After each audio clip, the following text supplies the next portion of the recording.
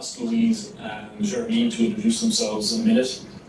I like to think I'm allowing to UN SDG number 17 collaboration, which has come up a lot this morning and already today, because I lecture in 2 universities in Dublin.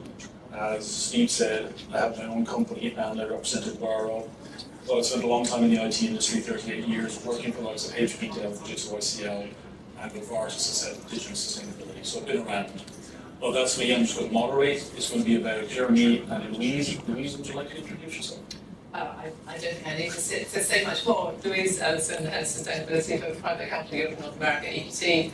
I am not the IT professional on this big, okay? So no hard questions to me, please. Bonjour, Jeremy. Ça va? Bonjour, and I tried to have this panel in French, but I guess I lost the fight. Hey, I'm Jeremy. I'm the CEO and co-founder of Soft, as introduced French SaaS solution specialized in green IT. And yes, I live between Lyon and Paris. Absolutely. We're going to expand on a lot of discussion that's been had today on value and the return on investment on sustainability. Give the audience in the room, I'm going to ask a question in a minute, so be ready. I think we probably all agree that sustainability isn't just a boardroom level discussion anymore. It's pervasive across the organization. And David this morning surprised me when he said for National Grid that 22 terawatt hours, 7% of UK energy now goes on data centres. And he had a figure for the number of data centres. Last count I had, and the number globally was 11,684 data centres. So if you take the UK sector and explode it, it's massive. So across the technology sector, organizations are increasingly examining the impact of IT. And the question is, when we actually look at investment in IT in return, is there value? So a quick question for everybody here. How many people in the room have actually put together a business case for sustainable IT investment? Okay, single digits. Great. Hopefully this will be of value to them. So we're data-driven individuals, by the way, so we have 30 minutes. We've got 4 questions, and we'll spend a little bit of time on each question. Because data's come up as a big topic today as well. So a question for Louise first, if you can. Is sustainability now recognized, and they recognize this across technology departments and companies, or is it just a discussion at board level when we're looking at investment community and how companies can grow? Indeed, is it a discussion at board level either, I suppose? I mean, for a company like ours, I mean, we're not a tech software company, we're an investment house. So for us, sustainability is important in all of the portfolio companies that we own because you are category 15 of our scope 3 emissions. So we have science-based targets as a business, so we need to make sure that everything is happening within the portfolio companies that we own to drive all of those emissions down to make sure that the sustainability is being posted across the business. Where it sits in those portfolio companies in terms of its priorities and who's owning it, who's responsible for it, and how it's being driven, rather depends, as so many things do. And it will depend on whether or not it's a technology native. It's a tech native business if it's a software and technology business, and we have a lot of software and technology businesses within the EQT portfolio. And for those businesses, absolutely, obviously, it's everything that they're doing. So sustainability is very much around how they can build top-line growth, how they retain clients, build new clients, develop new products for those clients that are leaning into the sustainability space. For other businesses which aren't necessarily technology native, but will be using technology for a number of different things, then it becomes much more about bottom line, and it becomes much more about how do we become more efficient, how do we make sure that we are managing all of our risks. So it depends on where it sits, and it depends on the materiality with which it adds to the business. But where it is material and whether that's a tech-native kind of a specific technology business or not, then it will be absolutely within we will build a full potential plan for any business that we own, and IT will always be part of that. Interesting. So, for example, Jeremy will actually be a potential client of yours from an investment perspective. Using the technology side. Yes, absolutely. So, can I ask you to answer the same question? Is it still just board level, or are you seeing it in the IT, CIO suite level? I think we're seeing this at different levels because, like, even if you think about our investors, they made a business case from a financial perspective and environmental perspective. I think 3 of our investors are Article 9. They need to report on it. They are funded because they are dedicated to this kind of investment. So every quarter we need to report on what we're doing on specific KPIs, and at the end of the year we review the strategy, we review our impact, and this is discussed at our board level, within stuff. Now at clients level, I think I do agree with what you're saying. Depending on where IT is sitting in terms of like emission and impact in the total like carbon footprint, the IT team may or not be super involved in the topic proactively. If I give you the example of Eden, which is a listed French company, a client of us, more than 40% of their carbon footprint relies on IT technology. So the ESG team drove the RFP, requested the IT team to be completely involved in the process, and drove the project. But in other sectors of activities, I would say it's more, because they are convinced, because they are dedicated, that they initially engage the sustainability project. I think a lot of it comes down to that leadership. Leadership, especially role models. Yeah. And do you find that the CIO, for example, or the IT manager or head of digital is actually convincing the boards that it is an investable strategy for IT to be sustainable? Both questions. Yeah. Does it depend on who's got responsibility for it? Is that what you're saying? It could be, or are the IT heads within organizations able to convince board to invest in sustainability?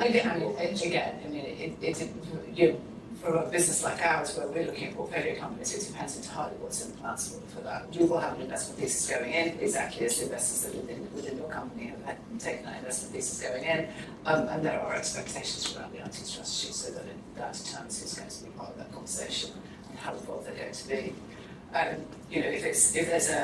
We have a big healthcare portfolio. IT within the healthcare portfolio will be very much around governance. So data responsibility, those kinds of things. It's quite different from a company which is specifically a technology company that is building out products that is going to be a sustainable product suite for its clients. So it does depend. And ties into then your company as well. So in terms of convincing IT leads, do they sign off themselves, or do they have to go to the board, or is it a mix? Now, I would say there is always this moment where you need to convince the leadership team is a strong business case, right? I mean, at the end of the day, I think we're all aiming towards the same, objective, which is bringing this topic to scale. And if you want to bring, sustainability, green IT, whatever you name it, it needs to rely on a strong business case. So, it's very easy, to make a comparison between, FinOps and say like, well, if I work on my emissions on the cloud, then ultimately then you will reduce your cost on the cloud side. But I think that the business case is actually a lot wider than your cloud activities. And when you start factoring into your business case anything related to competitiveness, resilience, and talent acquisitions, then ultimately your business case becomes stronger. Probably not short-term, but more mid-term and long-term ROI in a way. But yes, there is a business case behind it. And that's interesting, because what's come up today in the previous conversations is that the social return on investment for sustainable IT is strong as well. You mentioned talent, and a lot of work goes into, especially in universities, to actually figuring out how do we get them out into the workforce. And there's a stat from Mason Alexander, which you're probably familiar with in the UK, 43% of candidates now ask the question, do you have a sustainability strategy? And if the answer is no, then it's likely they'll go and work elsewhere or choose a job elsewhere. Moving on, can I ask the question then, when you hear the phrase ROI on sustainability, what does it mean to you and your specific business? We will look at this through a number of different lenses, because we will look, as I say, we'll look at a business and we will be thinking about the return that they can generate by their top line return, if you like. So how can they grow more business? How can they develop a better client stickiness, if you like? How can they generate more returns? And in many instances, sustainability more broadly, and sustainable IT will be part of that offering that they have. So we would look at it starting from that point of view. So in some instances, it will be about how do you generate more top line growth. And we've got, there's Integrity Next is one of our businesses that's in the room today. IFS is one of our businesses that's in the room today. These are businesses that are specifically thinking about how do they create an offering for their clients, which is really going to drive for their clients around sustainability more demand, if you like. And that's great. And those products for those clients are then generating return on investment as well. So there's that kind of top line growth that we're thinking about all the time. And then for those businesses, there's actually that aren't necessarily specifically developing sustainable products.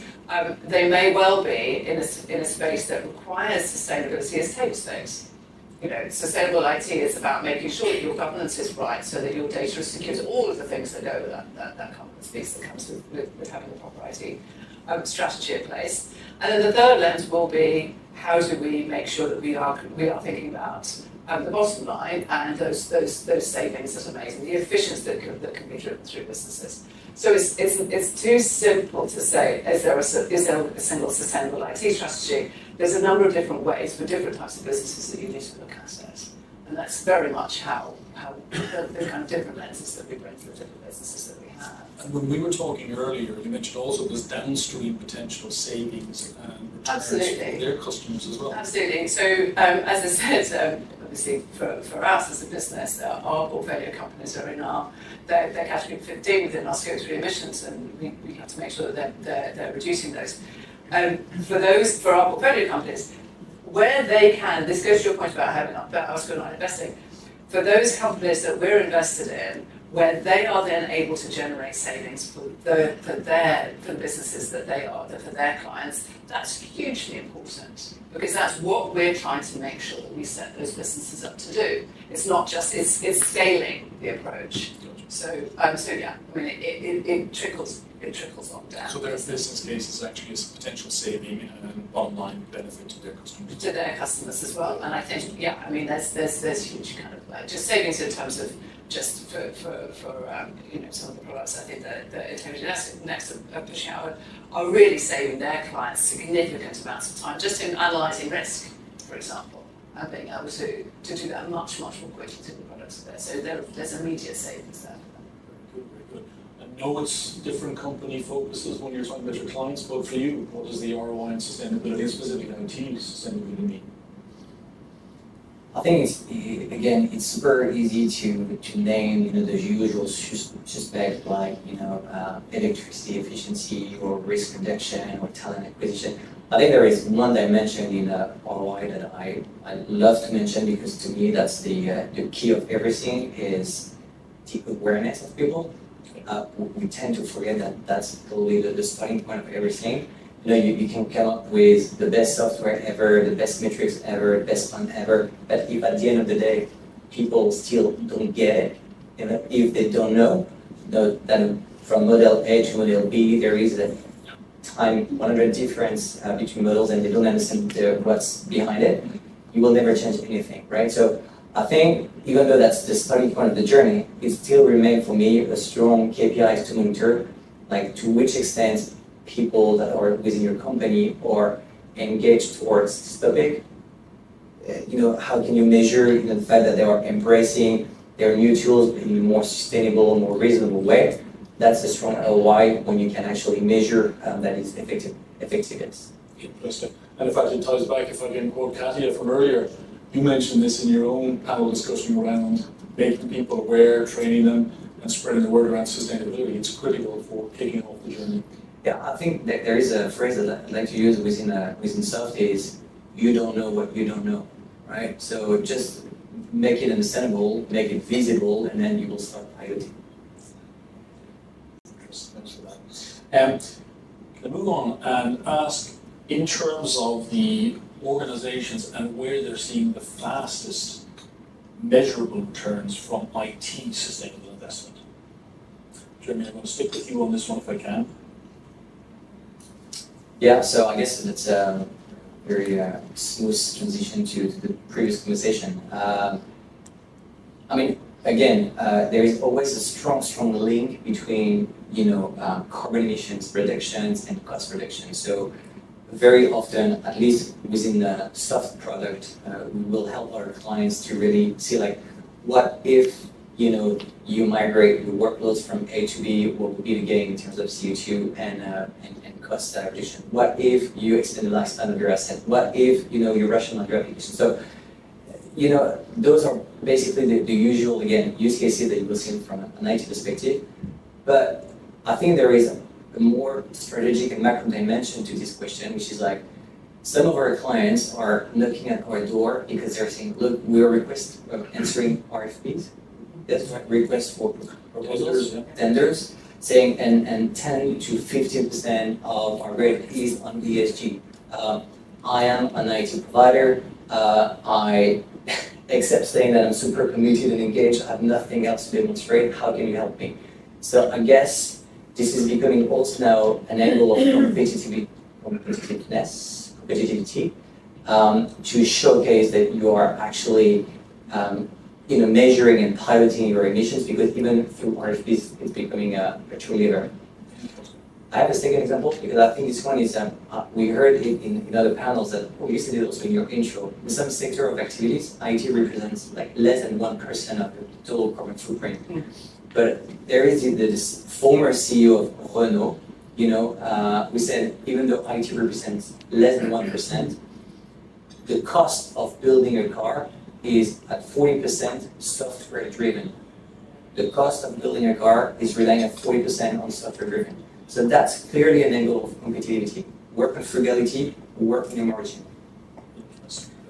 And I think that's so important because it might be a very tiny percentage of your footprint, but the extent to which it's driving, with the extent to which it's kind of driving creativity and your product in other areas of your business is huge. So, and a lot of that will be around the sustainability of the product that you're providing. So it is really important, I think, to see it as it's the hardware, the systems and the operational efficiencies, as you said, but actually thinking about IT from through a sustainability lens enables you to think much more creatively about how do you use it to actually drive more sustainable outcomes for your clients and for your customers. What are their problems that can be solved more effectively by helping them make their IT more sustainable, but also using their IT systems to solve some of their sustainability challenges. And if I can go back to one thing you mentioned, Jeremy, procurement. So you mentioned that certainly government procurement is potentially 15 to 20% of the marks around sustainability, whether it's having an ISO 14001 or ISO 15001 energy management or environmental management system. If you're not, then you can't win. We did an interesting study last year from Trinity College. Trinity was mentioned earlier in one of the places I lecture. And they actually looked at a causality effect for participation pull and demand push, as they called it. And companies, the legitimacy factor was a big thing for them. If we're not in, we can't actually bid and we won't win the business. So very, very, very important factor. We're going to move on, because we're going to get onto an interesting topic on AI in a few minutes, but Don't get down about horses. no, just yet, we will get there though. Louise, from your perspective, are organizations doing enough to measure the benefits that we talked about, or are they still relying on assumptions? I think it's always, I've worked in sustainability for a very long time, and it's always been that challenge of how to demonstrate to me, Louise, exactly how many pounds, shillings and pence have been created from this particular sustainability initiative. I think we are much better. There is more data hound here. There is much more data around sustainability and around performance. In some instances, and it's a conversation I had with one of our clients earlier today, in some instances, it's really difficult to actually, to unpack actually how much income or how much revenue has been generated by a specific project, specific sustainability initiative, whether it's IT or something else. It relies on, to get down to that level of detail is incredibly difficult, and there will always be things that will kind of there's a lot of noise in the background which will also be generating revenue and all sorts of other things which you're going to have to hold for. So it's hard to do. However, I think where you've got particularly where you've got product line, yes, you can see how much that you can see, how many sales have been driven by something. And we're much better these days about seeing how much time is spent on different tasks. So we've got much better rotation on that, so you can start to actually track those kinds of things. So yes, I think we're getting much more sophisticated about how we actually think about the return on the investment that you're making in these types of initiatives. And can I ask, you don't have to answer this, but is it part of your metrics for investing? Well, part of our metrics for investing in actual sustainability projects, always, and certainly, I mean, in companies. I mean, when we look at any company, there'll be so many metrics that go into building the model about why we would want to look at a particular business. And sustainability is certainly one of the things that we diligence all the way through, and that IT will be one of the things that the digital business will be. And then if they're not there, we would look at what we would have to underwrite to build that out. So it'll all be part of the thinking. The overall holistic picture, okay. Yes. And Jeremy, same question. In terms of when you're selling it or implementing your platform, is there actually a measurement, a return on investment measure made on the implementation of that? On the client side or maybe on your side? Always. I mean, I think that's the first question the procurement team is asking us. Yeah, I think you need to demonstrate this business case. I think that's the foundation of your credibility and the mission that you're delivering to your clients. So, yeah, what we've measured so far, and I'll try to be clear in English here, is 1 ton of CO2 equivalent costs $10 using soft. And by investing $1 in our SaaS software, you basically save $6. So those are the two metrics that we are trying to monitor with all our clients, and obviously trying to improve. But it's just for us a question to say, stop offsetting. Actually, do reduce your emissions, and the cost of not offsetting is actually cheaper. And obviously, as we said, CO2 reductions go very, very frequently with financial cost reduction as well. So yes. The alignment between those two things is critical, and I think specifically around looking at carbon emissions reductions that can be made, and as you just look at more and more at the cost of carbon in a number of different indirect ways, this is for big businesses, small businesses, increasingly, it is pushing those reductions. We've seen the energy prices have sort of really sharply focused around actually making sure that you've got reductions, that you're not just, as you say, you're not just offsetting. I can ask you a question because it's come up in a number of instances we're talking C-suite. If a company has or doesn't have shadow carbon, and whether they assess their investment or capital projects on that basis, is this something you take into account? We don't have an internal carbon price at EQT. If there are companies that have, there will be companies that have internal carbon pricing and do shadow pricing, and we'll look at that. And I've done that before. We'll have a kind of an assessment of actually what does this really mean, what we didn't have to pay for that.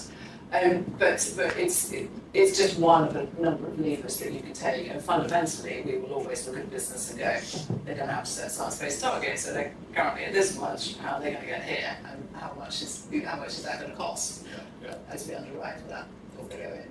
It's just an interesting one, shadow carbon, because it is an interesting measure. There's one company specifically that I won't mention who they are, but the shadow carbon costs them $100. And for every capital project of 20 million or above, they compare the investment versus the shadow carbon impact. And if it's a negative on the shadow carbon, they may not invest. So it is a funny measure. Okay, we're going to move on to the AI one. Sorry about that. We heard some great stuff today on AI and the double-edged sword of it. It's almost a business imperative now, in the sense that people are driving AI uptake, using it for maybe efficiencies or innovation. But as a double-edged sword, as Emma talked about in terms of the GDS earlier as well. So, Louise, how do you see the AI influencing sustainability value creation? I mean, it brings with it massive opportunities, and we review all of our portfolio companies to look at how mature they are around their AI approach, their AI literacy, if you like. And as I said, some of the work that Integrity Next are doing is very much around kind of like using AI to drive their products to make sure that those are kind of creating savings. We as a business use AI a lot to be able to reduce costs and to be able to kind of do things more quickly, just creates efficiencies. So I think there's a lot of opportunity that clearly this is a tool that we need to be using effectively. Responsible AI, though, has to come with it, and we have been strong advocates for making sure that there's responsibility along with your AI policy, your AI work, and the thing that I talk about with my senior teams and my leaders is you've got to get it, you can't make a mistake with AI because reputationally it can kill you, it's so damaging. So getting it right first time is really important, and that requires a very responsible look at it. And part of that includes thinking about the environmental consequences of AI. So AI is there's a huge amount of opportunity, it brings with it challenges, and at some point there's, as you said, currently 7% of electricity in the UK is being spent on data centres. That's going to just expand exponentially, and we simply at the moment don't have the power to provide. So, and we're already seeing in the US just real challenges with local communities who just do not want data centres because they are just pulling all of the water and electricity out of their local area, and the prices respond. So there will be a lot of, I think, certain challenges to be managed over the coming years if we are to actually deliver what we need to. But it's becoming, it can be more efficient, and if that pushes AI to the thinking around the models and all of those things to actually be more efficient, to use the small language models, those kinds of innovations, will be helpful. It's not just about building data centers in space, which could also be or in 6 kilometers off Shanghai, as we've seen with the Chinese government recently. Yes. Final question, and then we'll wrap up. So Jeremy, back to AI. How does SOF balance the use of AI in your platform, the delivery versus the AI impact, knowing that it has an emissions factor impact? According to our investor, we're terrible in using AI. I will connect you to one of our investors who recently shared a whole questionnaire of like 50 questions assessing our maturity on AI, and we scored terribly. So we had a because you're too mature and using it too much, or because you're not because that's a problem. Because obviously we ask ourselves the questions like when to use it, for what use cases, at what scale, what models. So that those are questions for the product, for operations. Those are the same questions that our clients are asking. We're asking the same questions internally. So we scored badly to this questionnaire, to be honest. But then we sent a question back saying, where is the questions related to your sustainable engagement? Because they are, again, Article 9. It's like, fair question. So now they've just added this new question, a new section here. We scored a little bit better. But yeah, back to your question. I think that's a question that we should ask. I mean, that we're asking ourselves at the foundation of any new feature that we're building is like, should we bring AI to build this feature in the development process and in the way the clients are going to use our platform or not? If yes, what kind of technology? Because we keep talking like Gen AI, but my CTO always reminds me that AI was born before Gen AI, and and deep learning and machine learning and all those models that are doing the job well. Just know them and choose the right one. So it sounds simple, but it just tell you that it's hard because again you don't know what you don't know. So start by understanding the use cases that you want to build, understand the models and the technology behind it, and understand whether or not that's going to create value at scale. And for us, the scalability of features that we build is key in our decision-making process. I think it's a very important point.